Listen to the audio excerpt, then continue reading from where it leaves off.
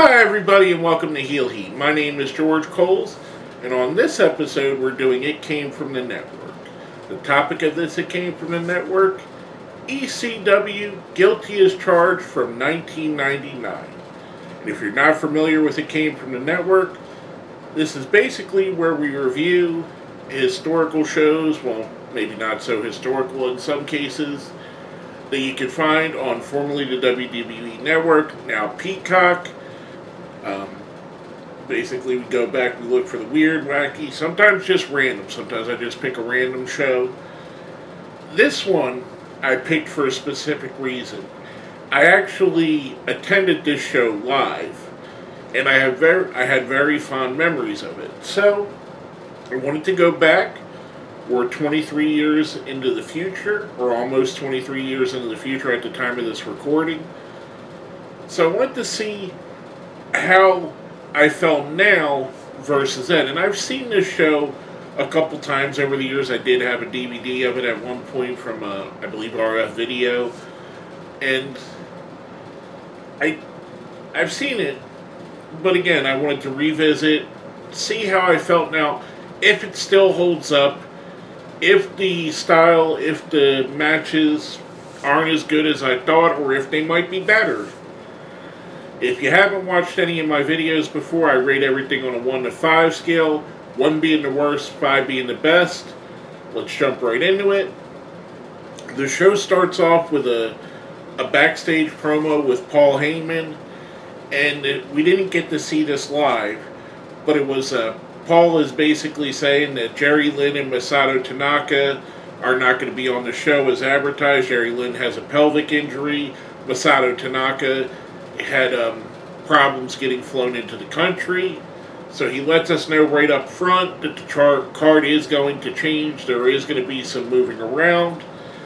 I like this, and I've seen people say it, and I know what Paul Heyman's reputation is. I've seen a lot of wrestlers say he'll lie to the wrestlers, but he'll never lie to the fans. And that's kind of what it felt like here. It felt like Paul really wanted to be perfectly honest with the fans. If you're disappointed, I'm sorry, this is what happened. So it's kind of cool to see that. It's not something I would expect from a wrestling promoter. I mean, they'd find a way to creatively write people in and out of stories if this happened now, even as we are today, in the past few years with the COVID epidemic, when wrestlers couldn't make shows. It kind of, depending on the company, it was either handled in a, we just won't talk about it, we'll shuffle the card without mentioning it, or, yes, they couldn't make it because of this, depending on the company. I digress. Let me get into the actual show here. The first match, we get an ECW staple, a three-way dance, the Hardcore Chair Swinging Freaks, Balls Mahoney and Axel Rotten, versus Dangerous Danny Doring and Roadkill, versus the FBI, this iteration being Little Guido and Tracy Smothers. They come out with Big Guido, Sally Graciano, and Tommy Rich, the Big Don at this time, not Wildfire. I like this iteration of the FBI. I think both iterations, the Mama Luke and Guido version and the Tracy and Guido version, are both good. I even like the original JT Smith and Guido version.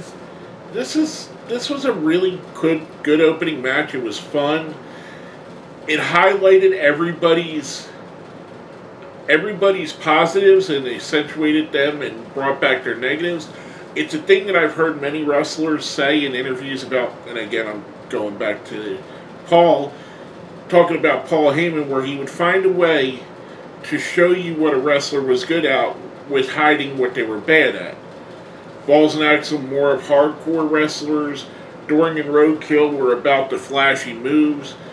Guido and Tracy Smothers were just great mat wrestlers. I mean, they could do other things, but they were great at that.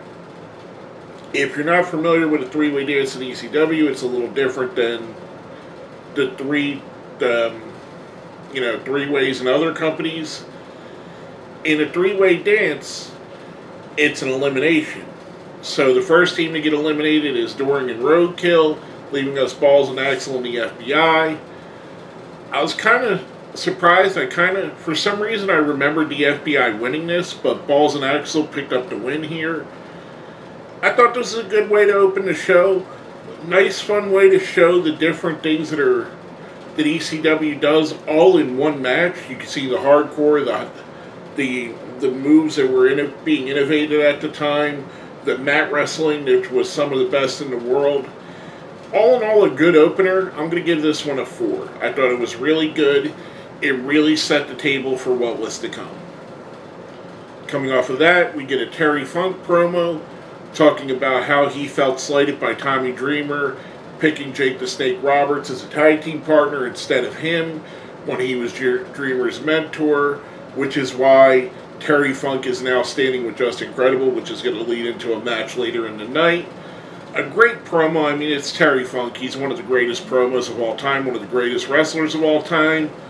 If I had a list and I graded the top 10 wrestlers of all time, he would either be number 1 or number 1A. Him and Ric Flair are right there for me. They're both... I can hear an argument for either one being the best wrestler of all time, and I can't really say that one is better than the other. They each have their positives, they each have their negatives, but I think they're both on that level where they're two of the greatest that ever did it. Speaking of greatest, one of the greatest feuds in ECW history, we get Yoshihiro Tajiri versus Super Crazy, and I kind of think it's cool seeing the version of Yoshihiro Tajiri where he's still wearing the blue trunks in this, and it's kind of funny looking at him like that. He's not yet doing the green mist. He doesn't have the black leather pants that we're used to. He doesn't have his beard yet. He still looks very young. Both these guys are young in this, by the way. This was a fantastic match. Tajiri and Super Crazy, something about that combination, and then later on when they added little Guido into there and made a lot of three-way dances with the three of them, something about this combination really did well. It's kind of like the same with Rey Mysterio and Psychosis, or Rob Van Dam and Jerry Lynn, or the Hardy Boys and Edge and Christian and the Dudley Boys. There's something about this that just made it special anytime they wrestled. This was a fantastic match.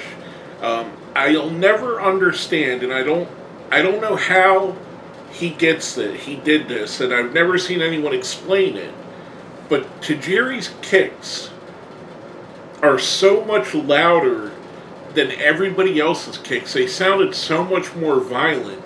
I don't know if it's because he's really kicking them, or he has a special kick pad, or he has a special technique, but it's always impressed me that Tajiri had the buzzsaw kicks, and they really sounded like they were a buzzsaw. Tajiri picks up the win here. I'm giving this match a 5. I thought it was awesome. Next up, we get John Cronus in the ring. He's coming out and he's basically saying, they're highlighting he's crazy. No one's crazy enough to come out and face me. Which brings us Judge Jeff Jones, which, listening to the commentary, this was the first time he transferred from being referee Jeff Jones into manager Judge Jeff Jones. And I believe he did stuff with the Dudley Boys while he was still a referee, where he was basically their paid for referee. So he was already on the heel spectrum. He basically ties into the Guilty As Charged theme. And his announcement, and I remember being there at the time, and there was kind of a little bit of a buzz that this might be a surprise on the show, was Sid, a.k.a. Sid Vicious or Psycho Sid. And being there and just feeling that live, it was awesome just to get that surprise. Even though there was kind of a buzz about it happening, still seeing this, and Sid doesn't get the respect he deserves. Yeah, he's not as great of a wrestler as like an Eddie Guerrero or a Dean Malenko, but for the spectacle, what Sid was and what Sid did, and how impressive and imposing he looked, it kind of reminds me of what they're doing in AEW with Wardlow now. Sid was just... he was a favorite of mine. There's no way I can say it any better. I really enjoyed Sid, and it's kind of one of those things like, yeah, I know he wasn't going to have an hour-long classic with Bret Hart, but he was going to have a good match that was entertaining with Bret Hart. Or, in this case, John Cronus. Basically, this was Sid bulldozing over him. Sid picks up the win. It's pretty obvious that's what's going to happen. I'm giving this one a 3. I thought it was a good match. Like I said, Sid has limitations, but he's still entertaining as hell to watch, in my opinion. Next up, we get a package for Taz and Shane Douglas, leading up to their match, which will be the main event of the night. Kind of cool. This is where some things really started to click in. It did a little bit earlier, where the music that they have on Peacock now, it really doesn't fit with the feeling of this, because I'm 100% sure at the time of the showing that licensed music was used here, and the stock music kind of really started to get weird, and in a moment it's going to get even weirder. After that recap, we roll into a match. It's the Dudley Boyz versus New Jack and Spike Dudley. If you remember, if you watched ECW, and I kind of wish that Vince McMahon would just pony up and pay Dr. Dre and Ice Cube so they didn't have to do this. But if you watched ECW back in the day, every New Jack match had Natural Born Killers by Dr. Dre and Ice Cube playing the entirety of the match. So when they edit it for the network, it's not just like they're editing out the ring walkout, that they're not editing out the theme music. They're having to edit it through the whole match. And I kind of almost wish they didn't just use silence, because the song they use is so bad. It's such a bad generic rap song. And it just takes you out of it. You don't get that feeling, because Natural Born Killers is a fantastic song. One of the great rap songs of all time. And it really led into what New Jack was and what New Jack did. And he played off of the music. He moved around to the beat. It was perfect for him. Whenever I see a New Jack match on the WWE Network or Peacock now, it takes me out of it, and it's kind of jarring. I wish they had an option where you could just turn off the music without, like, muting it with, let's say, because I know they have an isolated track for Joey Styles, because you could hear him, and I don't know if he went... I know that he did go back and re-record some of his commentary for this reason, so I know they have an isolated Joey Styles track. I wish there was an option where you could just have the isolated Joey Styles track with maybe the crowd noise instead of this. Overall, a good match, a really good hardcore style match, and what most people would think of when they think ECW, they think of this kind of match. It's violent, there's a lot of weapons involved.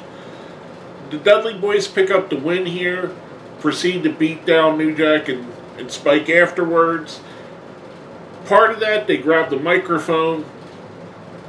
They say they've done everything. They've beaten the Eliminators, they've beaten the Gangsters, they've beaten Balls and Axel, they've beaten every tag team in ECW, every historical team, but they need one more to be considered the greatest tag team in ECW history. They call out the Public Enemy, which at the time, Public Enemy were on the outs with WWE because of problems they had in the company. They had been through a WCW run, they had been through a WWE run. They kind of lost a little bit of their shine, but for the longtime ECW fans like myself, this was a dream match that everybody talked about. What happened if the Dudley Boyz and Public Enemy met? What would be basically the outcome? Would the Dudley Boyz be able to beat Rocco Rock and Johnny Grunge in their prime? Fantastic match. fantastic example of what most people consider the ECW style. I'm giving this match a 4. I thought it was really fun, really interesting watch. Next up, we get probably my second or third favorite match of the night. There's a lot of really good matches in my opinion here. Rob Van Dam, who was initially supposed to face Masato Tanaka for his TV title, we get a replacement, and it's a hell of a replacement. Now, the replacement is Lance Storm. Much like I said with Tajiri and Super Crazy, Rob Van Dam and Lance Storm, even though they didn't wrestle each other as much as Tajiri and Super Crazy did, whenever they did, whether it was in a tag team or in a solo, they always put on a good show. And it's obvious. Rob Van Dam, to me, I think in this period, was the best wrestler in the world. He was like what Will Ospreay's been in the past 2 years, or what Kenny Omega's been in the last 10 years or so. He's as good as AJ Styles was in his prime, as good as Shawn Michaels was in his prime. This era of Rob Van Dam, his whole TV title run, he was the best wrestler in the world, period. And I'm not talking like the most moving the most merchandise. I'm talking about once the bell rings, in-ring action, no one could touch Rob Van Dam. Lance Storm was very close. Lance Storm was so good. He's so criminally underrated. I love Lance Storm, and the knock on him was comes off from WWE when they said that he was boring. There was nothing boring about Lance Storm in ECW. There was nothing boring about Lance Storm in WCW. He cut great promos. He was a great wrestler. The fans got into him. Something in the WWE machine put that stink on him and made him quote-unquote boring. But he was not boring ever, in my opinion. This was a good match, a really solid match. I had to take off a little bit because there were a couple times where there were obvious missteps and obvious botches and obvious setups, if that makes any sense, where you could see what they were doing and it was super obvious because it was very telegraphed. So for that, I did take a little bit off of my overall rating. RVD picks up the win here. I'm giving this a 4. Really good match, even with those missteps. I just thought it was awesome, in my opinion. Now, next up, before we get into the match, we see a quick recap of the feud with Just Incredible and Tommy Dreamer, which leads us to our Stairway to Hell match, Just Incredible versus Tommy Dreamer. And the object of the match, it's a ladder match with a Singapore cane hanging, which the story was Just Incredible ran the Sandman out of ECW. At the time, Sandman was in WCW. And he basically took over his Singapore cane gimmick. He stole the cane from him. I thought this was awesome. This is a great ladder match. It's one of the ones not a lot of people talk about. And I think I understand why they don't. There's a lot of... And it happens all in this era of wrestling. It's not exclusive to ECW. All of the companies did it. There was a lot of run-ins. There was a lot of gaga in it. I thought this match was really solid. The thing that really sticks out when you watch an older ladder match versus ladder matches of today, actually, I would say the jump-off point is the TLC matches. You got pre-TLC, post-TLC.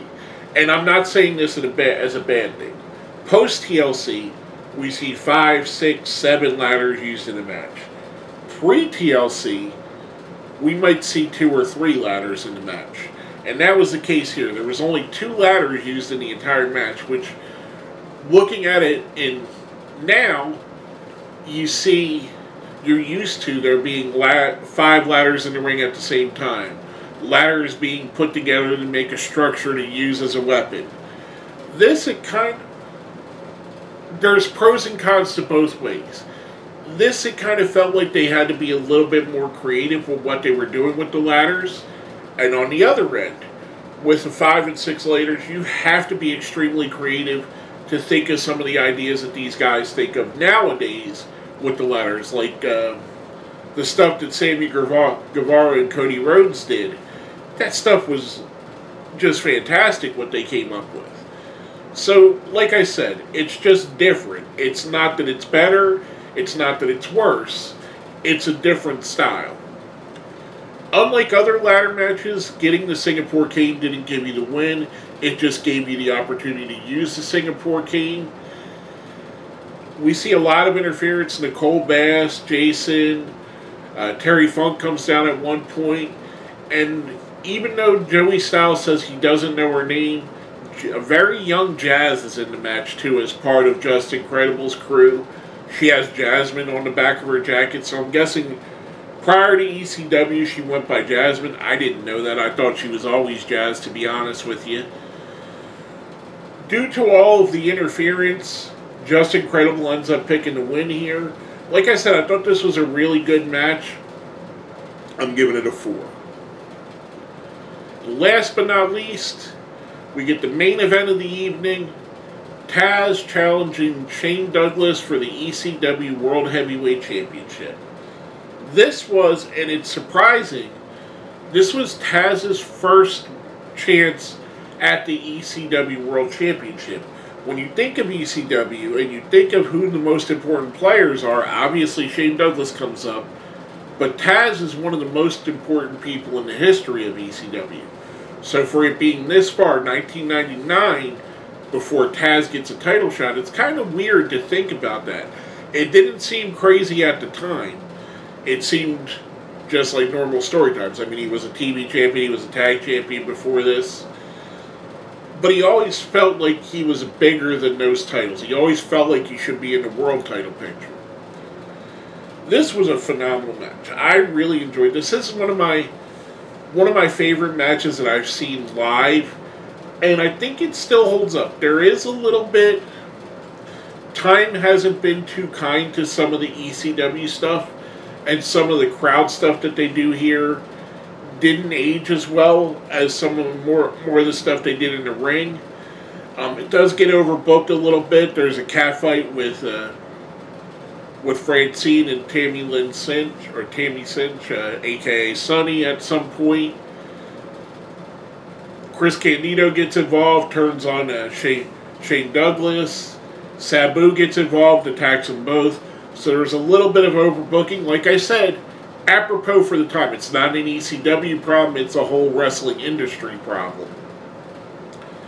Even with that, the stuff that they did in the ring, Taz and Shane Douglas was fantastic.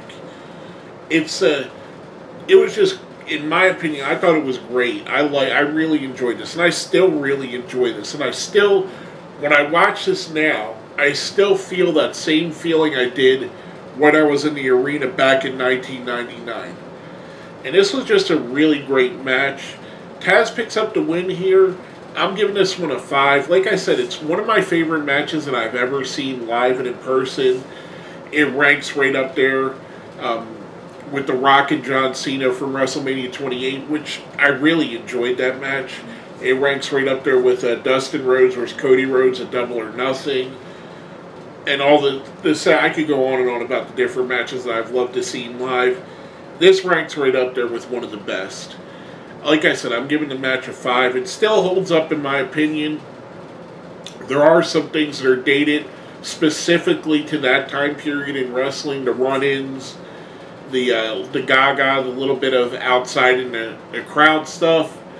But to me, it doesn't take away from the overall story and the overall match. With all that being said, I'm going to give the entire card a 4. There's a lot of really good to great stuff on here. It's probably one of, if not the best, pay-per-views that ECW put along. And it came along in an era that a lot of people don't really consider ECW to be at their peak. A lot of people consider the peak of ECW to be 95 through 97.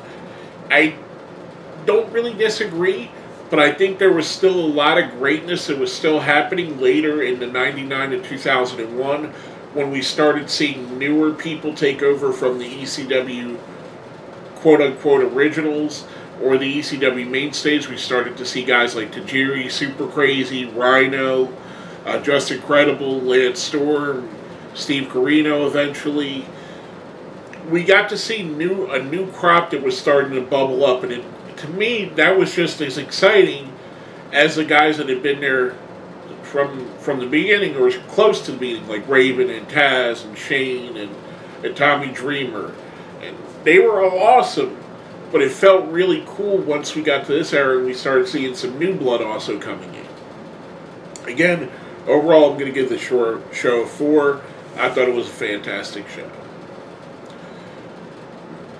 With all that being said, make sure you smash that like button, subscribe if you haven't, share the video if you could, leave a comment, and if you made it this far, like I always like to do on all my videos, let me know you made it to the end. Put a ECW in the comments for me if you made it all the way to the end. My name is George Coles, and this has been my review of ECW Guilty As Charged 1999.